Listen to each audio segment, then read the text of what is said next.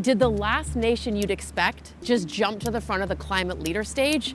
China, the world's biggest emitter at 31%, had only ever promised to slow or plateau emissions growth, a constant sticking point at UN talks.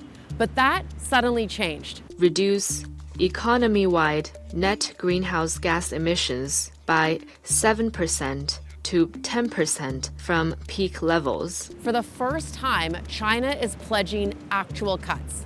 And while historic on its own, some experts think it signals something even greater.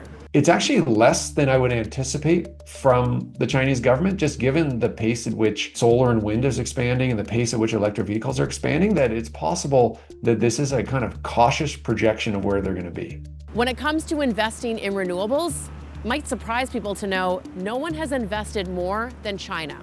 All of this comes at a time when U.S. leaders are saying things like this. This climate change, it's the greatest con job ever perpetrated on the world, in my opinion. This is a total upheaval in who we think of as climate leaders. People need to throw out all of their old expectations of climate and energy politics. Opponents of climate action, we're told, tell people China isn't going to act and there's no point in us doing anything without China. And now that is completely flipped on its head. If you're wondering where Canada fits in, Ottawa has pledged a 45 to 50% cut below 2005 levels by 2035. But China's move could shift the global momentum. We're at a crossroads where we could make the mistake of doubling down on fossil fuels the way that the Trump administration is trying to do, rather than catching up with the rest of the world that's accelerating away with renewable and clean energies. But let's be real about some of the caveats here.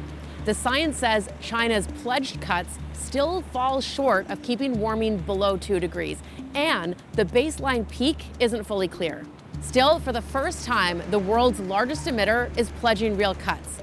Now, we're still waiting for the fine print, but even this cautious step is enough to spark a new debate on who will set the pace for global climate action.